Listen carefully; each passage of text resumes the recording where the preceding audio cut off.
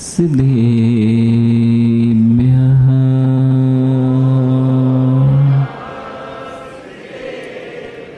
ॐ नमः सिद्धेभ्यः।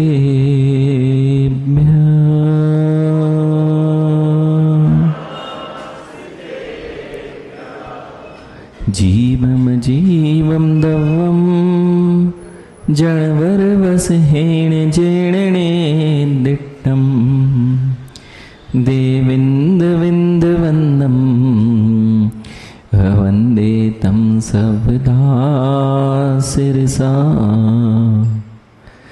यस्य स्वयं स्वभावाप्ति रभावे कृष्णकर्मणः तस्मै संज्ञानरूपाय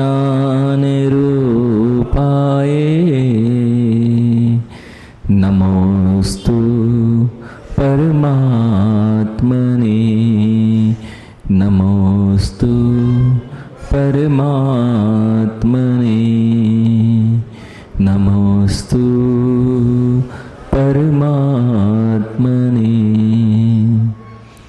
नमो अरहन्ताणं नमो सिद्धाणं नमो आयर्याणं नमो वज्रायाणं नमो लोये सवसाणम्।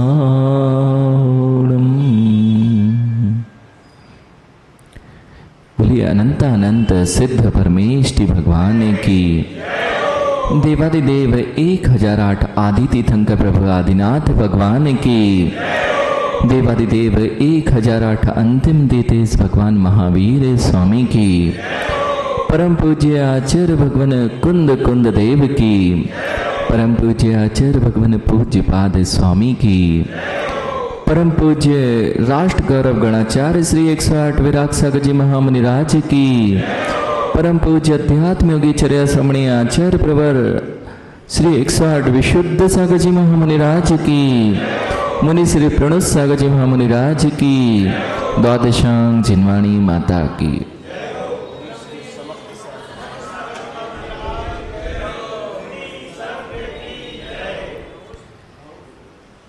बाह्य की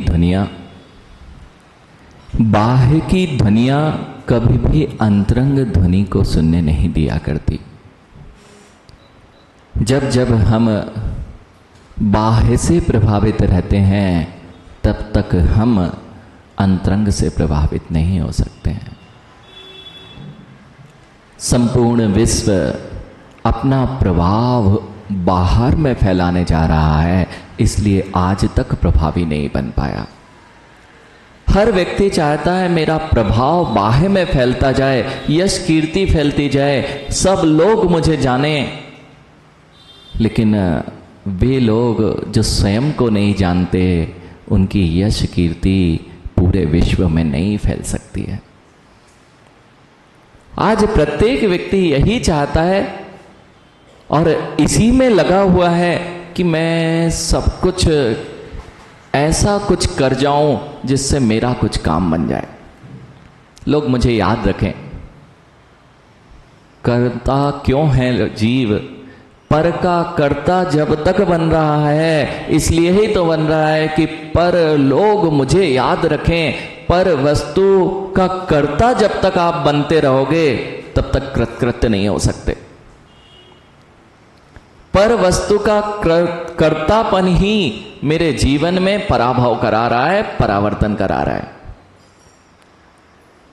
आज आचार्य भगवान पूज्यपाद स्वामी इस परम आध्यात्मिक ग्रंथ में यही चर्चा कर रहे हैं कि जब जब तुम पर के कर्ता बनोगे, दुख से निवृत्त नहीं हो सकोगे। अगर दुख से निवृत्ति चाहते हो तो पर का कर्तापना अपने जीवन से निकाल दो। जो मैंने कहा, आप बाह्य में लगे हो इसलिए अंतरंग को स्पर्शित नहीं करते। जब हम बाह्य में बहुत विलीन हो जाते हैं तो अंतरंग की आवाजें बंद हो जाती हैं। यहाँ तक कि बाह्य की आवाज इतनी अधिक है कि सूक्ष्म आवाजें तो हमें सुना ही नहीं देती। फिर अंतरंग की अंतरंग की ध्वनि कैसे सुनाई दे? राकेश भैया, ऊपर देखो, घड़ी है, आवाज आ रही है? मां, यहां घड़ी लगी हुई है, आवाज आ रही है? आवाज नहीं है ना? घड़ी में आवाज नहीं आती ना? कितनी तेज आती है? कभी मिलना, अंधेरी रात हो, साथ में आपके रात्रि का 12 से 2 बजे 3 बजे का समय हो और लाइट भी चली जाए, तब मिलना, घड़ी कितनी तेज आवाज करती है। तब आपको पता चलेगा कि घड़ी में भी आवाज थी, अभी तक मुझे तो पता ही नहीं था कि घड़ी में इतनी तेज आवाज होती है। और फिर आपको नींद नहीं आती, क्यों? वो घड़ी की आवाज परेशान करती है, तब आपकी नींद भंग हो जाती है। यानी वह घड़ी की आवाज कितनी तेज है कि मेरी नींद और चैन को भंग करने वाली है। फिर जगत में हम अपने आसपास तो आवाजों से घिरे हुए हैं, वह तुम्हारे आनंद को भंग करने वाला हुआ करता है। आनंद भंग क्यों हो रहा है? हम बाह्य की आवाजें ज्यादा सुन पा रहे हैं, अंतरंग की ध्वनि को सुन ही नहीं पाते हैं। इसलिए मैं आज जो यहाँ आचार्य भगवान कह रहे हैं, कटस्थ कर्ता मिति संबंधा स्यात् द्वयोर्द्वयो ध्यानम देयम यदात्मेव संबंध कीदस्तदा। आपने ध्यान में भी बाह्य ध्वनियों को सुनना प्रारंभ कर दिया है, जबकि ध्यान में बाह्य की ध्वनियों से संबंध स्थापित नहीं करना था। वह तो निज से निज का संबंध स्थापित जो किया जाता है, उसी का नाम ध्यान होता है।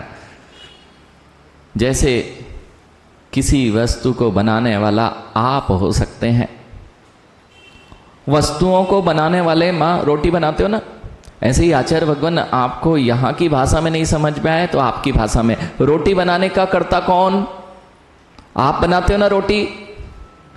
रोटी जब भी बनाओगे पर वस्तु का कर्ता बनते हुए आए हो, लेकिन पर वस्तु का ध्यान परम ध्यान की श्रेणी में नहीं रखा गया है। आचार्य भगवान तो यह कह रहे हैं कि जो निज का ध्यान निज में लगा लेता है, वही परमात्मा बन पाता है। और आपके साथ जो कुछ घटित होता है, वह आपका ही किया धरा होता है। जो कुछ आपके जीवन में आवाजें आ रही हैं, चाहे राग की आए चाहे द्वेष की आए, वह तुम्हारी की धरे हैं। लोग अगर गाली दे रहे हैं ना, लोग, अध्यक्ष जी, लोग अगर आपकी जय जयकार कर रहे हैं तो आपका किया धरा, और यदि किसी व्यक्ति को कोई अपशब्द कह रहा है तो वह भी उसका ही किया धरा। एक बार एक छोटा सा बालक, प्रकाश दाता, एक छोटा सा बालक अपनी मां से गुस्सा हो गया। गांव में वह रहता था, एक छोटा सा बालक था और मां से गुस्सा हो गया। और गुस्सा होके, जैसे बच्चे मां जब गुस्सा हो जाए तो क्या कहते हैं? तुम बहुत गंदी हो, मुझे तुमसे बात नहीं करना। क्या कहते हैं मां से? मुझे आपसे बात नहीं करना, आप अच्छे नहीं हो, आप अच्छे नहीं हो, आप उससे मुझे बात नहीं करना। और वह रोता रोता गांव के सबसे उच्च स्थान, वह पहाड़ी था, वहां पहुंच गया और चिल्लाता है, मां तुम बहुत गंदे हो, मां आप बहुत गंदे हो, मुझे आपसे, तुमसे बात नहीं करना, तुमसे बात नहीं करना, तुमसे बात नहीं करना। जैसे ही चिल्लाता है, वही प्रतिध्वनि पहाड़ों से टकराकर उसके कानों में गूंजती है कि मुझे तुमसे बात नहीं करना। जैसे ही वह प्रतिध्वनि बार बार, वह एक बार बोलता और बार बार वह ध्वनि आती, तुम बहुत गंदे हो। क्या बोल रहा है? तुम बहुत गंदे हो, मुझे आपसे, तुमसे बात नहीं करना। और जैसे ही ये ध्वनि बार बार पहाड़ों से टकराती और बार बार उसके कानों में आती, बच्चा एकदम सहम गया। बच्चा एकदम सहम गया, डर गया। क्यों? अभी तक तो मैं बोल रहा था, लेकिन मेरे आसपास ये कौन लोग आ गए जो मुझसे बात नहीं करना चाहते, मुझसे नफरत करते हैं। वह तुरंत भागता हुआ किसके पास गया? तुरंत भागता हुआ अपनी माँ के पास जाता है। माँ मुझसे बहुत सारे लोग नफरत करते हैं, मुझसे बहुत सारे लोग द्वेष करने लगे हैं, वे कह रहे हैं कि मैं तुमसे बात नहीं करूंगा। माँ ये कौन लोग हैं, मुझे बड़ा डर लग रहा है। यानी यह मात्र कथानक नहीं है, यह हमारे और तुम्हारे जीवन का व्यथा है जो आप समझ नहीं पाते हो। हम जिनके प्रति राग द्वेष कर रहे हैं वही राग द्वेष हमारे जीवन में प्रतिफलित होता है, वही प्रतिध्वनियों के रूप में हमारे कानों में आता है। आप द्वेष भावनाओं से जीवन में जीते हैं, आपके जीवन में आपके शत्रु खड़े हो जाते हैं। आप राग भाव से जीते हैं, आपके साथ सब राग भाव से मिलने लगते हैं। लेकिन दोनों ध्वनियां बाहे की हैं, उसमें तुम अपनी शक्ति को भूल जाते हो, जैसे वह बालक भूल गया। किसकी आवाज सुन रहा था? बाहर की आवाज सुन रहा था, इसलिए वह बाहे में था। माँ ने कहा बेटा जा। अब कहना उस पहाड़ पे जाके फिर से माँ तुरंत समझ गई कि बच्चा डर गया है। जब उसके साथ में नकारात्मक शब्द गूंजने लग जाते हैं तो हर व्यक्ति के अंतरंग में भी डर और भय बैठ जाता है। आपके जीवन में ऐसा ही हो रहा है और आज तो दुनिया में यही दिखाई दे रहा है। जितनी नकारात्मक सोच और जितनी चिंता बढ़ती जा रही है, डिप्रेशन जैसी चीजें आती जा रही हैं, वह आपकी ही प्रतिफलित ध्वनियां हैं जो आपको सुनाई दे रही हैं। मां ने तुरंत जाके कहा, यानी मां ने तुरंत जाके कहा कि जाओ, कहना मैं तुमसे प्यार करता हूं, मैं आपके साथ जीवन पर्यंत रहूंगा। जैसे ही उसने वहां पर यह बात कही, वह फिर से प्रतिध्वनि उसके ही कानों में पड़ी और वह आनंद विभोर हो गया कि मेरे साथ सब लोग हैं। लेकिन मुझे लगता था ये कि मैं जैसा जीवन में अपने साथ चाहता हूं वैसा शायद मैं दूसरों के साथ कर नहीं पाता हूं, इसलिए तो मेरे साथ कभी अच्छा नहीं होता है। आज आचार्य भगवान, हम जब तक पर के कर्ता बनेंगे तब तक हमारे साथ में यह संसार के सुख दुख लगे रहेंगे। आज एक सुबह उठते ही से महाराज जी ने बहुत अच्छा शब्द उनके मुख से निकले थे, प्रणत सागर जी महाराज जी से। वो बोल ही रहे थे कि सुबह से चिंतन और कुछ अच्छी चीज सुनानी चाहिए। उन्होंने एक चलते चलते एक शब्द कहे थे, दर्पण में चेहरा दिखता जरूर है लेकिन होता नहीं है। ऐसे ही संसार में सुख दिखता जरूर है लेकिन, यानी दर्पण में चेहरा दिखता जरूर है लेकिन होता नहीं है। ऐसे ही संसार में सुख दिखता तो है लेकिन होता नहीं है। सुख चाहिए है तो अंतरंग में अपने पास ही होता है, उस ओर दृष्टि करना होती है। राजेंद्र भैया, एक साधु महात्मा, मैं छोड़ता हूं जल्दी, अपन मुनिराज से ही अच्छी अच्छी चीजें सुनेंगे, लेकिन इतना सा यहां आज कुछ सीख के जाएं कि हम परेशान क्यों हैं और उसका समाधान क्या है। हम परेशान क्यों हैं और उसका समाधान क्या है। यदि एक साधु महात्मा के पास में हम जैसे ही लोग पहुंच गए और बोले कि जीवन में बहुत अशांतता है, जीवन में सब कुछ होने के बाद भी कुछ आनंद नहीं आ रहा है, ऐसा क्या आपके साथ नहीं होता है? सब कुछ तो है आपके जीवन में। स्वतंत्र भैया, पाटनी जी से पूछो कोई कमी है क्या, लेकिन कमी नहीं होने पर भी जीवन में आनंद क्यों नहीं आ रहा है? कहीं ना कहीं हर जीव के अंदर में कुछ तो कमी है, कुछ मजा नहीं आ रहा है, ऐसे भाव आते हैं। वह क्यों नहीं आते हैं आज आपको समझ लेना है। ऐसे ही साधु महात्मा के पास में पहुंच गए लोहाड़िया जी और उनसे व्यक्ति ने पूछा, बताइए भगवान कोई उपाय बताओ कि जीवन में शांत, आकुलता व्याकुलता बढ़ती जा रही है, जीवन में शांति नहीं है, और आप कहते हैं ना कि जब बहुत अंदर हो जाए तो ज्वालामुखी, तो उसके अंदर भी ऐसे ही कुछ ज्वालामुखी चल रहा था। और साधु महात्मा ने देखा कि जाओ देखो वह पत्थर पड़ा हुआ है, वह पत्थर पड़ा हुआ है, अपना जितना अंदर की कषाय है उस कषाय को निकाल के आ जाओ। यानी जब किसी को 2 की 4 सुनाते हो तो ठंडक मिलती ना। उसने कुछ कहा और हम उसे सुनाए नहीं, ठंडक कब मिलती है? आप लोग बोलते हो ना, जैसे ही उसने किसी ने कुछ कहा और हमने उसको उत्तर नहीं दिया तो हम कायर नहीं कहलाएंगे। सत्य ना, ठंडक मिलती है इसलिए सुनाते हो ना मां। अब देखना ऐसे ही उस व्यक्ति के अंदर भी आप लोग भी फटते क्यों ज्वालामुखी की तरह? इसलिए तो कि ठंडक मिलती है। अगर किसी ने कुछ कह दिया है तो रात में क्या मन में विचारधारा चलती है, सुबह मिलने तो दो, ये कहा तो हम ऐसे उत्तर देंगे और ये कहा तो उसको छोड़ेंगे नहीं। और जैसे ही वह मिल गया, सुबह से क्या करते हो? तो शांति मिलती है ना, इसलिए तो चिल्लाते हैं बन। ऐसे ही उस महात्मा ने कहा कि तुम्हें शांति चाहिए तो उस पत्थर पे जाओ और जितना अपना अंदर का क्रोध है वह सब निकाल के आ जाओ। वह जो शिष्य था वह वास्तविकता में शिष्य था।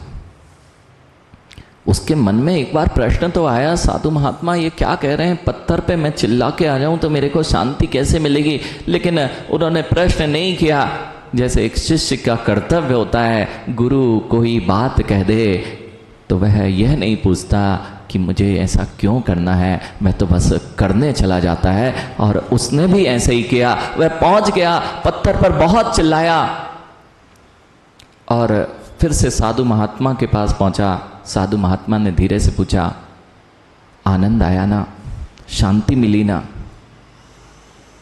शांति मिली ना? शिष्य का उत्तर सुनना था, नहीं शांति तो नहीं मिली, बेचैनी और बढ़ गई। शांति तो नहीं मिली, बेचैनी और बढ़ गई है। साधु महात्मा जो चाहते थे वह काम बन गया। फिर से साधु महात्मा ने कहा, अब जाओ उस पत्थर से क्षमा मांग के आओ। बहुत दम चाहिए था, क्रोध करने के लिए दम नहीं चाहिए था। एक निर्जीव पत्थर से क्षमा मांगने के लिए भी महावीर भगवान जैसा कलेजा चाहिए था। वह पहुंच गया फिर से। क्यों? गुरु ने कहा है, पता नहीं गुरु क्या करवा रहे हैं। यह विकल्प तो आया कि, लेकिन यह जानता था अगर गुरु करवा रहे हैं तो नियम से उसका फल मुझे मिलेगा ही मिलेगा।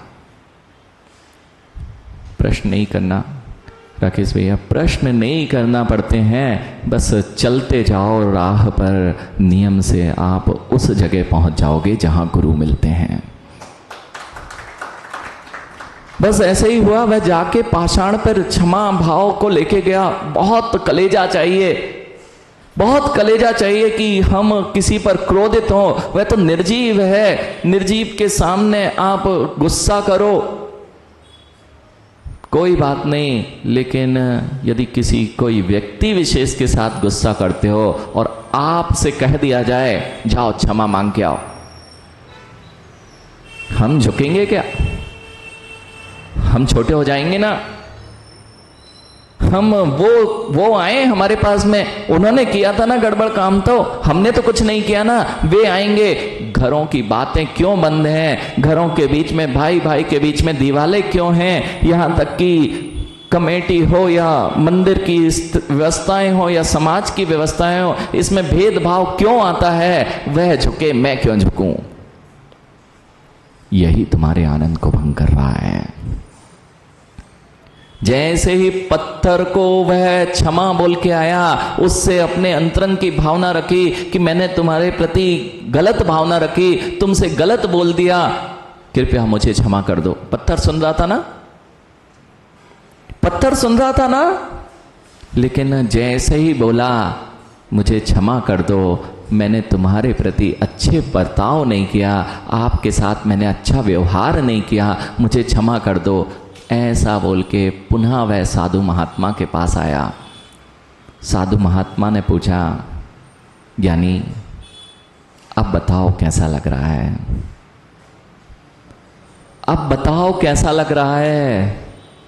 अब थोड़ा हल्कापन लग रहा है, आनंद आ रहा है, अभी तक तो सिर पर भार ही भार दिख रहा था। यह थी वह विद्या, परम विद्या, जो आप अगर जीवन में उतार लें तो तुम्हारे जीवन में भी आनंद ही आनंद बढ़ जाए। यानी कब तक दूसरों को दोष देते रहोगे? दूसरों को दोष देने से तुम कभी जीवन में शांतता का अनुभव नहीं कर पाओगे। दूसरों से राग द्वेष करने से तुम्हारे अंदर के परिणाम कभी निर्मल नहीं हो पाएंगे। धर्म क्या है? दूसरों के प्रति जीवन नहीं जियो, अपने लिए भी कुछ जीना चाहो। दूसरा कुछ भी कर जाए, मैं अपने आनंद को तब भंग नहीं होने दूंगा जब मेरे अंदर राग द्वेष परिणाम ना आ पाए। इसलिए यानी जितने भगवान बने ना, वे कमट को मजा चखा के नहीं बने। पहले एक बार चखा देते ना, प्रकाश दादा एक बार तो चखा देते। बहुत 10 भवों से परेशान कर रहा है, उनको तो पता था 10 भवों से परेशान कर रहा है, एक बार तो मजा चखाऊं ना। एक बार क्या, उनकी तो वह अतुल बल के धारी तीर्थंकर बालक हुआ करते हैं, वो व्यंतर कमठ, उनके लिए तो अगर फूक भी मार देते ना, फूक भी मार देते तो उस व्यंतर का पता नहीं लगना था, लेकिन फूक मार देते ना तो आनंद आ जाता ना,